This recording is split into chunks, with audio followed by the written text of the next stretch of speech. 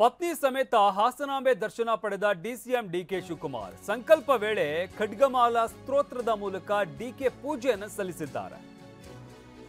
ಶತ್ರುವಿನ ಮೇಲೆ ವಿಜಯ ಸಾಧಿಸೋದಕ್ಕೆ ಖಡ್ಗಮಾಲಾ ಸ್ತೋತ್ರವನ್ನ ಬಳಸಲಾಗುತ್ತೆ. ಈ ಸ್ತೋತ್ರವನ್ನ ಹೇಳಿದ್ದಾರೆ ಹಾಸನಾಂಬೆ ದೇವಿಯ ಮುಂದೆ ನಿಂತುಕೊಂಡು ಪತ್ನಿ ಸಮೇತ ಹಾಸನಾಂಬೆ ದರ್ಶನ ಪಡೆದಂತಹ ಡಿಸಿಎಂ ಡಿಕೆ ಶಿವಕುಮಾರ್ ದರ್ಶನ ಪಡೆದಂತಹ ಸಂದರ್ಭದಲ್ಲಿ ಖಡ್ಗಮಾಲಾ ಸ್ತೋತ್ರವನ್ನ ಪಠಿಸಿದ್ದಾರೆ. ಹಾಸನಾಂಬೆಯ ಮುಂದೆ ನಿಂತುಕೊಂಡು ಈ ಸ್ತೋತ್ರವನ್ನ ಪಠಿಸಿದ್ದಾರೆ ಡಿಕೆ ಶಿವಕುಮಾರ್. ಪ್ರಮುಖವಾಗಿ ಈ ಸ್ತೋತ್ರವನ್ನ ಯಾಕೆ ಹೇಳ್ತಾರೆ ಅಂತಂದ್ರೆ ಶತ್ರುವಿನ ಮೇಲೆ ವಿಜಯ ಸಾಧಿಸೋದಕ್ಕೆ ಈ ಒಂದು ಸ್ತೋತ್ರವನ್ನ ಬಳಸಲಾಗುತ್ತೆ. ಖಡ್ಗಮಾಲಾ ಸ್ತೋತ್ರ. ಹಾಸನಾಂಬೆ ದರ್ಶನದ ಸಂದರ್ಭದಲ್ಲಿ ಈ ಸ್ತೋತ್ರವನ್ನ ಹೇಳಿದ್ದಾರೆ ಡಿಕೆ ಶಿವಕುಮಾರ್. ಪತ್ನಿಯ ಸಮೇತ ಹಾಸನಾಂಬೆಯ ದರ್ಶನವನ್ನ ಪಡೆದಿದ್ದಾರೆ, ವಿಶೇಷ ಪೂಜೆಯನ್ನು ಸಲ್ಲಿಸಿದ್ದಾರೆ. ಈ ಸಂದರ್ಭದಲ್ಲಿ ಸ್ತೋತ್ರವನ್ನ ಪಠಿಸಿರುವಂಥದ್ದು.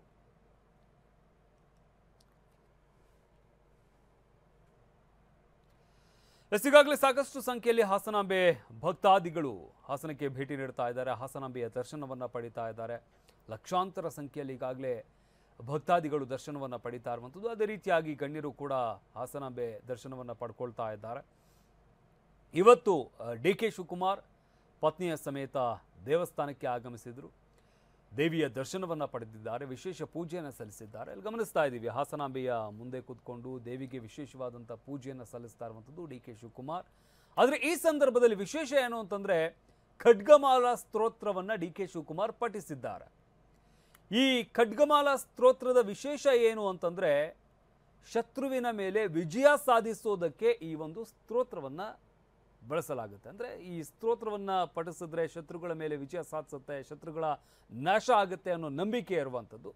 ಈ ಕಾರಣದಿಂದಾಗಿ ಹಾಸನಾಂಬೆಯ ಮುಂದೆ ಕೂತು ಪ್ರಾರ್ಥನೆ ಮಾಡಿದಂತಹ ಡಿಕೆ ಶಿವಕುಮಾರ್ ಖಡ್ಗಮಾಲಾ ಸ್ತೋತ್ರವನ್ನು ಪಠಿಸಿದ್ದಾರೆ.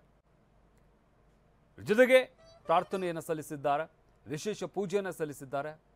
ಡಿಕೆ ಶಿವಕುಮಾರ್ ಹಾಗೆ ಅವರ ಪತ್ನಿ ಕೂಡ ಅಲ್ಲೇ ಇರುವಂಥದ್ದನ್ನು ನಾವು ಗಮನಿಸ್ತಾ ಇದ್ದೀವಿ. ಇನ್ನು ಡಿಕೆ ಶಿವಕುಮಾರ್ಗೆ ಜಿಲ್ಲಾ ಉಸ್ತುವಾರಿ ಸಚಿವರು ಕೂಡ ಅಲ್ಲಿ ಸಾಥ್ ನೀಡಿದರು. ಕೃಷ್ಣ ಬೈರೇಗೌಡ ಅವರು ಕೂಡ ಅಲ್ಲಿ ಜೊತೆಲಿದ್ದಂಥದ್ದನ್ನು ಗಮನಿಸಿದ್ವಿ.